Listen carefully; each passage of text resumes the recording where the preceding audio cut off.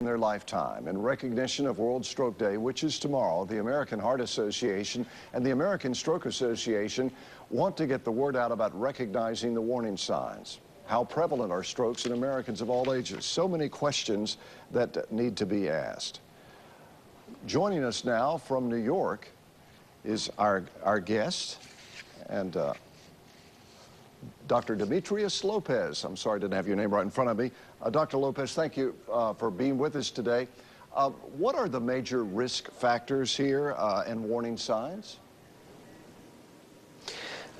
Bill, this is a great opportunity for us to share with you that the Together to End the Stroke initiative is trying to teach us the acronym FAST, which is the detection of any face, arm, or speech changes that would trigger us to then call 911. And the importance of this, to identify these three risk factors, or three signs of stroke, of facial weakness, or arm weakness, or difficulties with communicating or understanding speech, is crucial for us to then identify that somebody is undergoing or having a stroke, and then you can call 911 to prevent this, to get help and prevent this stroke to develop a full-blown and permanent deficit.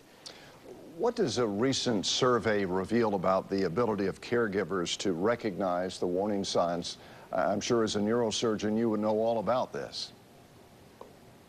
Yeah, this is was very surprising to us that about 40% of folks that actually care for individuals that have risk factors to develop a stroke could name at least 3 of these warning signs. So what was concerning to us is that we feel that the patients not only have to know themselves that this could be a stroke, but more importantly, if you're caring for somebody that has high blood pressure, diabetes, or has a previous stroke, you should know how to identify if that person is having a stroke.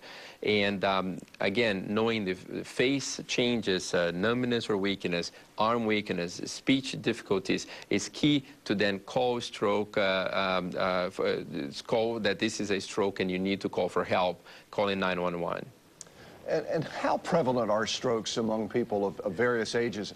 I personally had a nephew who suffered a stroke in his 20s, but thanks to a quick response, is doing quite well.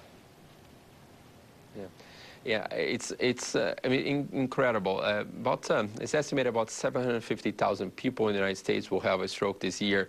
But what's more alarming is that we predict that this number will increase even more to 2030, so that we really need to act on identifying first victims of stroke by recognizing these signs, the face, arm, and speech problems. But also, it's important to know that today, if you identify this, we actually can make a difference. As you described, we have many examples of patients that had a facial weakness or arm weakness. They were brought to medical attention. We actually have treatments now that can revert a stroke. And so I think this is very important to understand that we can learn a lot about stroke and understand what can be done to then get these people to medical attention and help.